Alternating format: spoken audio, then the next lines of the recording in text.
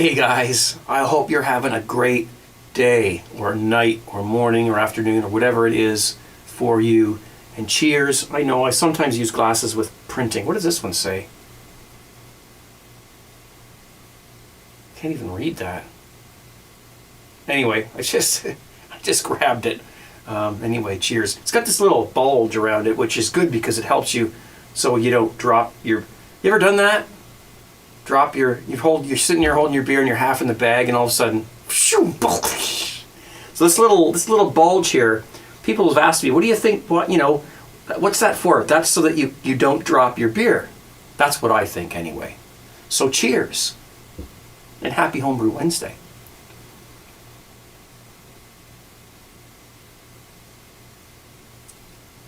Oh yeah. So this is the beer that a couple of weeks ago, I think it was, I did a little dry hopping on. And it's turned out really, really nice. The hops actually are already starting to die down. So, I probably should have dry hopped, put more hops in it and then left it for longer and then, but whatever. But this is the reason why, if you're going to brew the easy way, okay, and do kits, which a lot of us do, and we're not going to apologize for it. If you want some hop presence, you got to add hops, because those kits, they put the hops in there, but they don't stick around when the can sits around for 5-6 months or whatever. So you've got to add your own hops. Now you can do what we've shown, in other videos, hop teas, things like that. That's a good thing to do too. But dry hopping is a great easy alternative. You just throw the damn things. Excuse me, there's a little bit of allergies going on around here. I think you guys, if you haven't tried it yet, give dry hopping a whirl, because it's a great way to get hops into your beer. And if you're doing all grain or things like that, you're already boiling stuff and you're putting hops in, but still, get some hops set aside and throw them in there after about 5 or 6 days. Leave them for a week or so. You'll be surprised pleasantly. Oh yeah. Listen, I hope you guys can hear me okay.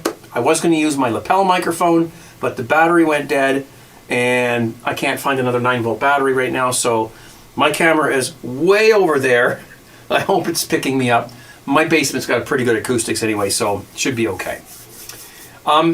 Today, I would like to talk to you a little bit about a different type of fermentation. In other words, most of us ferment homebrew. We ferment beer. Some of us ferment wine. Some of us do little concoctions with apple juice and sugar and things like that, and we ferment those things and we create alcohol. Okay? There's a different type of fermentation that I'm absolutely obsessed with these days, and I want to talk just a little bit about it. Now, is this homebrew related? Well, I did some research, okay, and it turns out, yes, it is. Brewing it can mean soaking things like grains and hops, boiling things, and it does refer to beer in the definition. So brewing beer. But there's other parts of the definition that talk about simply boiling, soaking, steeping, or mixing things together to make like a concoction, to make something. Now, in my mind, for me, brewing needs to have some sort of fermentation going on. But you can brew up a stew up in your kitchen, or brew up a chili, because you're mixing things together and you're melding flavors and you're making chemical reactions happen and you're creating a finished product because you did those 4 things: boiled or soaked or mixed, or I forget the 4th one. But if you look up the word brew or brewing, on Google. You'll see what I mean. To that end, I've been fermenting other things. Okay, so what have we got here? Where is it? Oh, the sauerkraut is upstairs. That's the first one I want to show you. Hang on a second. Okay, so there it is. Now, it's we've already been eating this, so it's down a little bit. But this is real sauerkraut. It's still hissing. Still a little bit of fermentation going on in that, but it's pretty much done. I've put it in the fridge. Listen, let me start off by saying this. You can go to the grocery store and buy sauerkraut, okay? And you put it on you get a bun with a sausage and you put your mustard and your sauerkraut. And, oh, it's so good. But that sauerkraut that you buy from the store is pasteurized and filled with sulfites and preservatives. It tastes like crap. I love sauerkraut. I went and bought a jar of this stuff and I'm like, God, this stuff tastes like Lysol. Seriously. I mean, I'm not joking.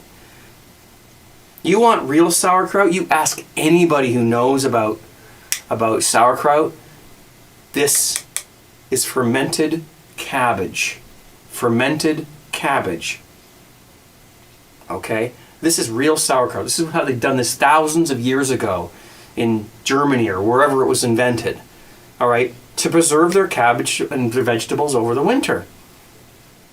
Okay? It's still hissing. It's still fermenting because I took it out of the fridge. It's warming up a little bit. But I'm telling you right now, I mean, it's done. Oh my goodness.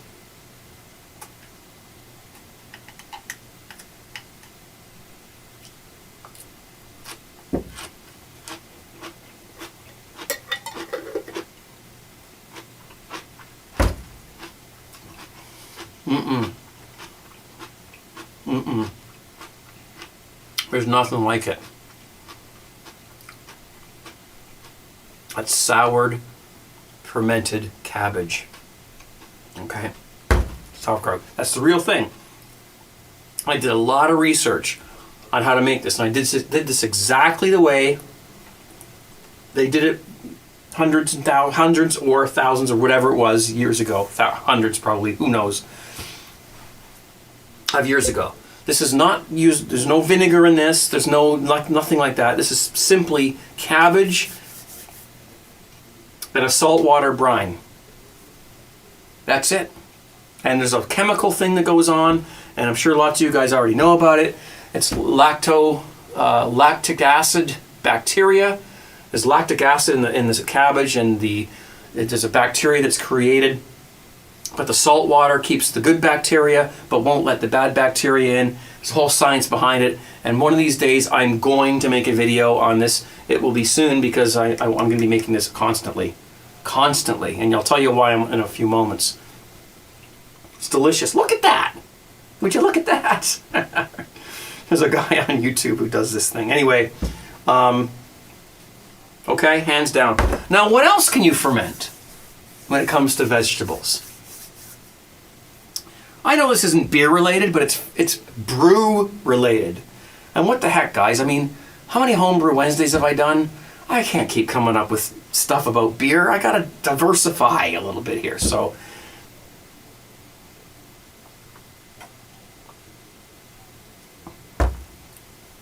well, what do we got here? This is, oh, it's warm because this is going good. This is cabbage and carrots. And the thing is, you leave the lids loose, you see, so that they can release it's the same as for making beer or wine, except you're not producing alcohol in this, okay? There's no alcohol being produced.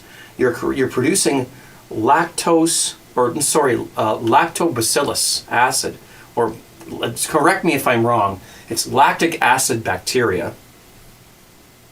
And I've heard people on YouTube call it lactobacillus, which is the same stuff that I used to make my sour beer with, which I still have some. I hope so. I hope it's still good because I'd like to more. So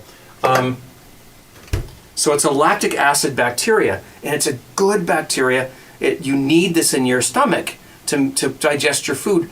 And this is the thing. I don't want to get into a big discussion about this because it's more food related than it is beer related. But a lot of people, a lot of us have bowel problems or, diarrhea, or, sorry, I hate to bring that up, but, cramps, irritable bowel syndrome, all these stomach problems that people have. Guess why? Because the crappy food that we eat kills the good bacteria in our intestinal tract. So we have all these problems in digesting food, and we get sick all the time, and our health is bad. Guess what? This puts the good bacteria back into your system and kills off all the bad stuff, or most of it.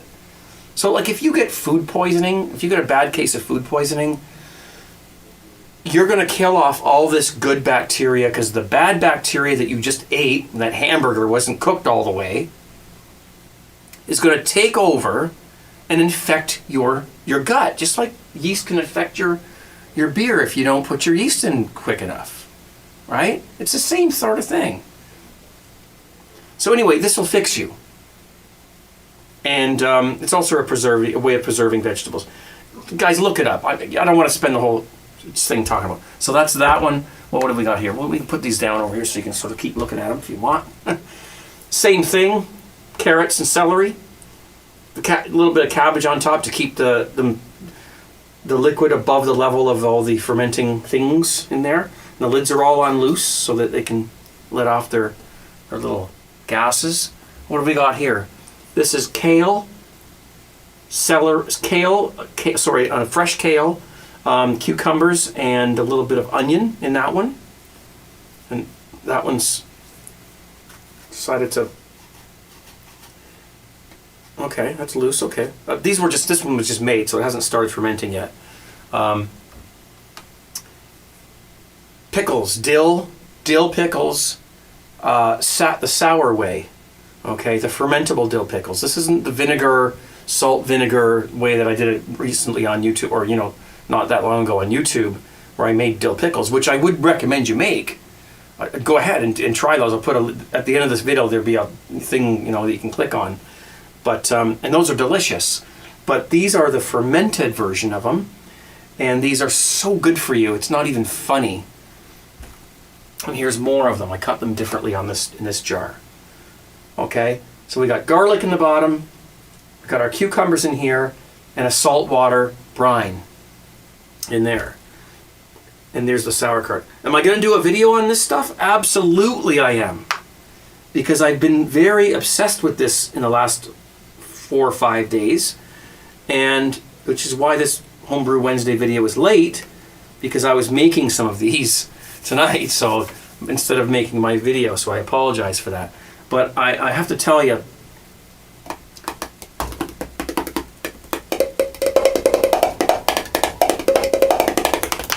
sorry, I felt that urge. Hey, listen, I'm a drummer, what the heck. You put a bunch of circles in front of me, I think drums. I have to tell you that you should really look this stuff up. And fermented vegetables. And I will be doing a video on that. Okay, so let me get rid of them. Put those away. Spent enough time on those. I'm sure I'll get some negative comments about it's not beer related or whatever. But for the most part, I do get, actually, if not for the most part, for all of the part, I do get positive comments on my weekly video blogs here that I do here on Homebrew Wednesday. So thank you for that. The positive comments I get are what encourages me to keep doing it. So thank you so much. And thanks for the thumbs ups too. They really do help. You can see over here, there's a couple of beer bottles over here. If you can see them, this is a 17 IPA. Okay, that's been drank. A double-fisted IPA. It doesn't say Craig too, but it's a double-fisted IPA with my little picture on it. That's me. Awesome drawing. And I also have a third one here. Sorry, the sign's still going to be repaired. I'm just working on that, actually. A Mosaic IPA, also that I reviewed. I've got all these beers are reviewed on video, and they were all brought to me by a guy by the name of Jay. Whoops. What the hell was that? Well, probably a pen. Jay, who lives relatively close to me, who brought these to me, and I have reviewed all of these beers on camera, and I will be posting those in the near future. It's a matter of time. My wife and I have decided to, get rid of a bunch of stuff. We live in a very small house, and it gets crowded in here with things. And so we've started tearing stuff apart, tearing closets out, and we've done this before, and we'll do it again. And it takes a lot of work.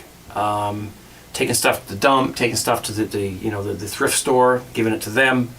And so I've had little time between my broadcasts on Fridays and keeping up with my emails and things that I get on Facebook and everything, and plus the Homebrew Wednesday video and any other videos that I decide to do.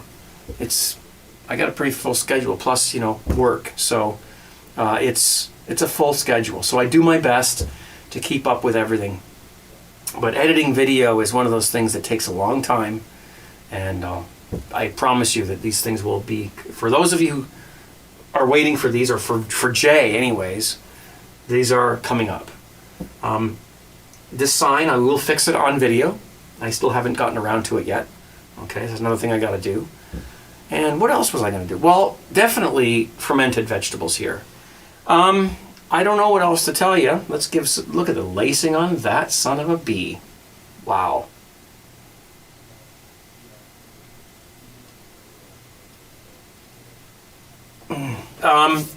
Now, as far as these pickles and stuff go, like these are dill pickles, fermented dill pickles. This is, all these things I showed you. Next week on Homebrew Wednesday, I will let you know how they turned out, because it only takes 4 or 5 days to make these things. They don't have to sit around for very long. 4 or 5 days in a fairly warm environment, and they're done. That's only how this sauerkraut took 4 days. One of my kids tasted that, just before I made this video. He tasted the sauerkraut and he went, "Oh, it's so good." My wife's all for it. She's totally probiotic, like power foods, buying all the good stuff, the good fruits, the good vegetables. We eat them raw.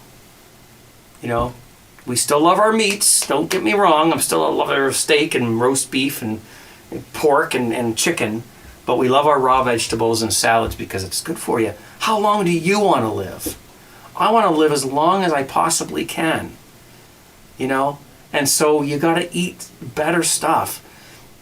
They don't teach this in schools. They don't teach our kids about food and what the proper foods are. This is what really, this is gone longer than it should have, because this is what bothers me, is that one of the most important things other than breathing is food.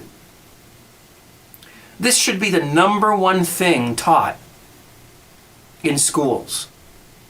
Elementary school, kindergarten. You ever watch Jamie Oliver's Food Challenge? Jamie Oliver's Food Challenge. You have to watch this. This is hilarious. It's angering. It's maddening. The guy goes into a school in Missouri or some state in the U.S., and he tries to figure out what they're eating for lunch, what they give the kids for lunch, and he tries to change it into a healthy diet, and the resistance that he gets. Well, it's a television drama. You can find it on YouTube. Jamie Oliver's Food Challenge. Look for it, okay? After you've watched all my videos, of course. But, because it's frustrating. This is the number one thing they should be teaching in schools, is how to eat and what to eat and how to stay healthy and live as long as you can. But they don't. This could probably be a Craig Talk video in the future. It probably could. I think I'm crossing borders here. This is not homebrew related. I'm sorry. I do my best. Anyways, guys, thanks for watching. I should be here on Friday night, 10 p.m. Eastern Standard Time. I've seen some wonderful comments of people who have bought shirts and said, "I love Craig's broadcast on Fridays." You know why I do it? Because you guys like it. That's why I do it. I don't do it for myself. I mean, I do enjoy it, but I enjoy that you enjoy it. That's what's important to me. Man, I can't explain how much that means to me. It's awesome stuff. I read all the comments, and I don't respond to every single one, but I do read them. So if you want to say something to me, down below is where you do it. Okay? Cheers. 17. We'll see you guys real soon. Thanks for watching. I'm out, and be safe.